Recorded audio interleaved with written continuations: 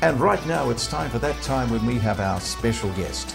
Tonight's special guest is Max Cryer. Max has a brand new book published this month called Preposterous Proverbs. It's packed with old and new sayings, and we all wonder, where did that come from?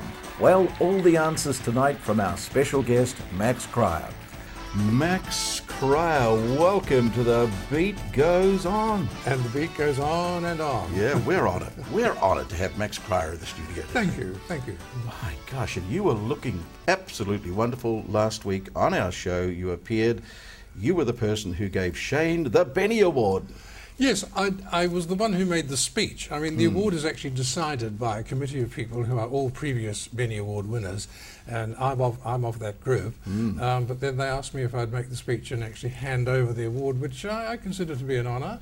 And Shane certainly seemed pleased. And of course you're a Benny winner, aren't you? Yes, I am. Of course, in recent years I've been less involved in actual variety performing. I still do perform, but not as a full-time job. But of course I know everybody there, and I've worked with them all. We've been in shows somewhere along the line. And so it's a wonderful event each year when the award is given out, because no one ever knows who it is, except me. I have to write the speech. Anyway, Max, you're here today, not because of the election or the World Cup rugby or anything like that. You're here because of a wonderful new book. Here it is, Preposterous Proverbs. Well, I'm glad you could say the name, because some people look at it in slight dismay. Preposterous Proverbs. Well, to begin with, it's really hard to define what a proverb is. A proverb, we all know what it is, but you have to describe. It's a group of words which appear to carry some wisdom and usually are from a different era. A lot of it has to do, in my opinion, with rhythm. A group of words which is pleasant to say. Yes, exactly. Home is where the heart is. If it sits in your mind, once the rhythm goes into your mind, that's it. But people do get things wrong. Like Andy Warhol said, in the future, everyone in the world will be famous for 15 minutes. That's a well-known one, isn't it? Yes. It's been mangled by people thinking he said 15 seconds or that 15 people would be famous or whatever. But in recent times, it's been brought up to date by saying everyone will be famous for 15 megabytes. Now, the classic example, isn't it? Absence makes the heart grow fonder. Well, it's also the classic example of something else that I came across right at the start of the project. Proverbs which contradict each other. Because absence makes the heart grow fonder. That dates back to 400 BC. Wow. But 1200 years later, someone invented a new proverb that said, out of sight, out of mind, which is a total contradiction. So you have to tread carefully, because when you say a proverb to someone, as your grandmother probably did, it doesn't take a lot of work to find another proverb that says exactly the opposite. Yes. Like you say, for instance, birds of a feather flock together. But they also say opposites attract. Yeah. So what you're attracted to is not one of the birds of the feather. I mean, it doesn't make sense, does it? Truth is stranger than fiction. I mean, we've heard that all our lives, haven't we? We've heard that for years. It's not, of course. Well, it has a certain truth about it, but I mean, whoever said that can't have read Lord of the Rings or Alice in Wonderland.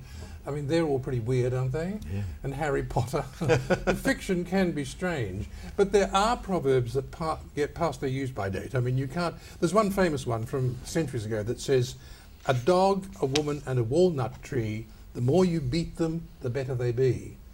Well, I think you'd be taking your life in your hands. If you said, and another one which I claim... Very good. Another one I claim which is two, which are out of date, are the customer is always right. You try changing your electric power company and see whether that's true. And what about the camera never lies? Speaking of marriage, it says, marry in haste, repent at leisure. Yes, but turn the page and you'll find one that says exactly the opposite. And God helps those who help themselves. There's a very good rhythm, isn't there? God helps those who help themselves. Yes, it's changed its meaning though, because well, it has a problem, because helping yourself means doing things to assist your situation, to work, you know, to do something.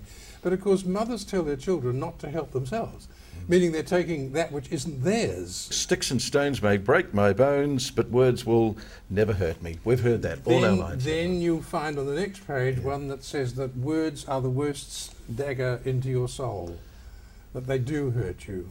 You offer a little explanation under each one of these sayings. Where it came from and what it really does mean. But then I love the contradictions. Strike while the iron is hot. And buy this book. That's right. Or haste makes waste. And then, as someone pointed out, the early bird gets the worm is silly, because the second bird gets a worm as well, so does the third and fourth, and indeed Kiwis get them at night. Yes, So exactly. That's preposterous. It's preposterous. It doesn't work in New Zealand at all. What qualifies the proverb to get into the book in the sense that it's preposterous, or entertaining? I think is the word. It's not a shallow book. It took me 2 years of hard work. Exactly. The publisher said to me, try and tell a story. One famous proverb was an American student called Irina Dunn. In 1970, she went to a bar. She got fed up with men, and she went to a bar in Sydney, and she wrote on the wall, "A woman needs a man like a fish needs a bicycle."